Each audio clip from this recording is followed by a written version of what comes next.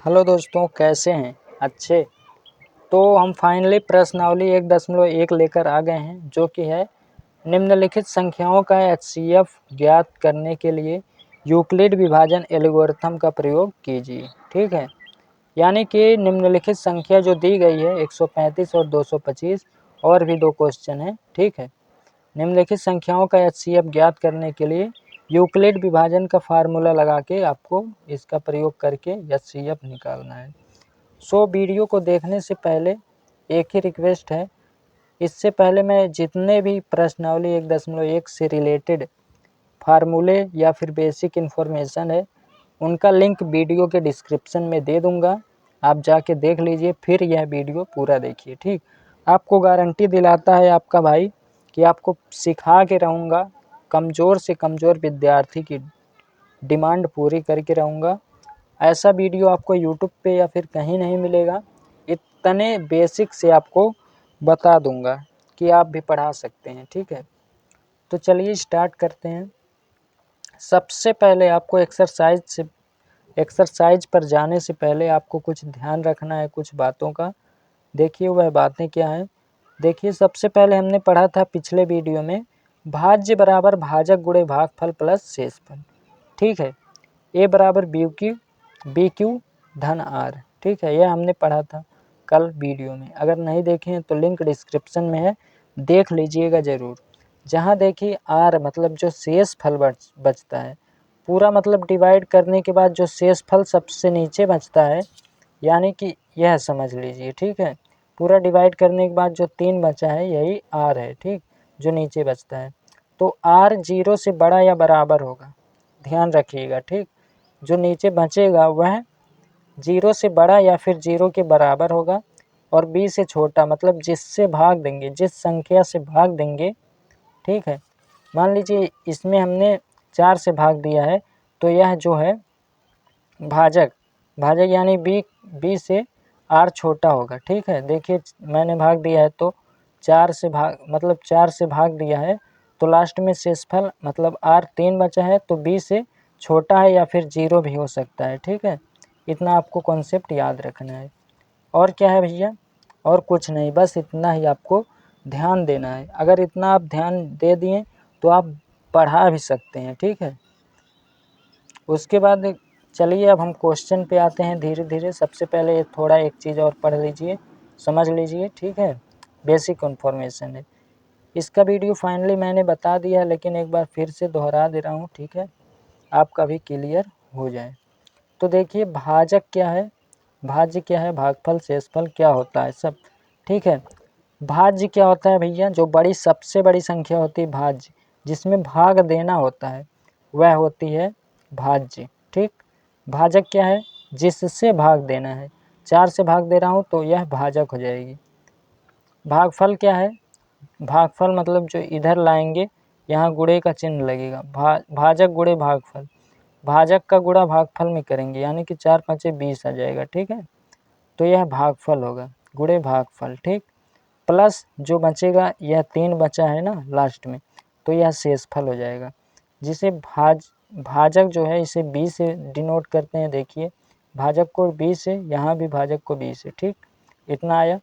गुणे भागफल, भागफल को q से, देखिए भागफल को q से किया हूँ यहाँ भी। ठीक, इतना आया समझ में।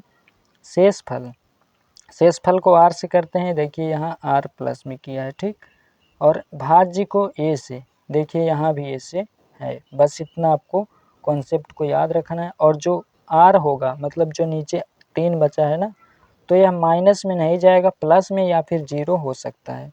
और ये भाजक जो है इससे r छोटा होगा, यानी कि 3 जो है 4 से छोटा है। फाइनली आप देख सकते हैं 0 हो सकता है, और मतलब जो यहाँ रहेगा संख्या 8 रहेगा मान लीजिए, तो यहाँ 7 होगा, या फिर उससे नीचे या 0 हो जाएगा। ठीक, इतना आपको समझ में आ गया? बिल्कुल आ गया।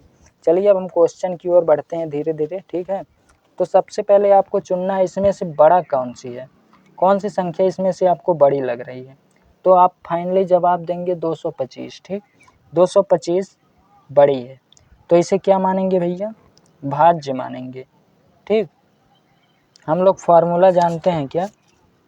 भाज्य बराबर भाजक गुणे भागफल, तो जो बड़ा रहेगा भाज्य है। ठीक, यही बड़ा रहेगा और सब इसके अंतर्गत आएंगे। ठीक, भाज्य 225 है। सबसे पहले 225 को इस तरह से लिख लेंगे। ठीक, उसके बाद भाग का चिन्ह लगा सकते हैं। इसको HCF ज्ञात करना है, यूक्लिड विभाजन प्रमेय का या फिर एल्गोरिथम से। अब छोटी संख्या कौन है? 125। अब 125 से इसमें इतनी बार भाग दीजिए कि मतलब कट जाए। कटेगा तो नहीं वैसे, ठीक है। तो 135 से एक बार में जाएगा। मान लीजिए 2 बार ले जाते हैं तो 270 हो जाएगा, इसलिए एक बार में ले जाना है। 135 आ गया। ठीक, अब आपका सीधे 90 बचेगा, इतना आप याद रखेंगे। ठीक, 90 बचेगा। अब 90 बचेगा तो करना क्या है? कुछ नहीं करना है जी, कुछ नहीं करना है। अब यहाँ लिखना है आपको, जो बड़ी वाली संख्या होगी, यह बड़ी वाली संख्या आपको लिखना है 225 बराबर। अब ए वाला लिखना है जो छोटी होगी 135 गुणे 135, मतलब देखिए जो बड़ी संख्या होगी उसे यहाँ लिखना है, उसके बाद जिससे भाग दे रहे हैं वह यहाँ लिखना है। गुणे में एक बार में गया है तो यहाँ पे 1 लिख देंगे, जो बचेगा 90 बचा है। ठीक, 90 लिख देंगे। इतना आपको समझ में आया? बिल्कुल आया। ठीक है, जिन लोगों को आया वो कमेंट में लिखेंगे यस सर आया, और इससे मोटिवेशन मिलता है मुझे। ठीक, अब क्या करेंगे, जो यहाँ संख्या है उसे यहाँ लिख देंगे, यहाँ। ठीक, यहाँ लिख देंगे। उसके बाद करना क्या है? आपको करना कुछ नहीं है भैया। ठीक है, अब करना क्या है? आपको 90 से जो यहाँ है इससे 135 में भाग देना है। 9 दूना 18, 180 हो जाएगा, इसलिए एक बार में यहाँ भी जाएगा, 90 आ जाएगा और बचेगा कितना? 45 फाइनली। ठीक, अब क्या करना है? जो यहाँ है वह यहाँ लिखा जाएगा 90 गुणे एक बार में गया है, उसके बाद बचा कितना? 45 बचा है, यहाँ देख सकते हैं। ठीक, ये इतना लिखेंगे। उसके बाद करना क्या है? कुछ नहीं करना है जी, दिमाग ही नहीं लगाना है कुछ। ठीक है, एक क्वेश्चन समझ लीजिए और कॉन्सेप्ट आप समझ ही गए तो आप सभी क्वेश्चन इस तरह के सभी लगा सकते हैं। मैं रटाता नहीं हूँ क्वेश्चन को, सीधा बताता हूँ। ठीक है, अब क्या करेंगे भैया? अब ये जो यहाँ है, जैसे बड़ी संख्या यहाँ थी, ठीक, उसके बाद ए वाली यहाँ, तो ए वाली यहाँ गई तो ए वाली यहाँ आएगी ना, जब तक कटेगा नहीं। ठीक है, 90। उसके बाद 45 से अब ये जो संख्या थी इससे 90 में भाग देना है, मतलब जो यहाँ थी इसमें भाग दिए, ए वाला इसमें। ठीक, 45 दूना अब की बार कट गई। ठीक, अब की बार 45 दूना 90, अब की बार यहाँ 0 आ गया। अब करेंगे क्या भैया? कुछ नहीं, यहाँ 45 लिखेंगे गुणे 2 बार प्लस 0। और हमने बताया है आपको, हमने क्या बताया है भैया? जो भाजक होगा वही आपका HCF होगा, जो भाजक होगा वही आंसर होगा। ठीक, इतना आप याद रखेंगे। तो भाजक इसमें क्या है? यही है 45, यानी कि आपका HCF जो है इसे किस तरह से लिखेंगे? इसे ऐसे लिखेंगे, मतलब 135 और एंड का चिन्ह है 225 HCF बराबर 45।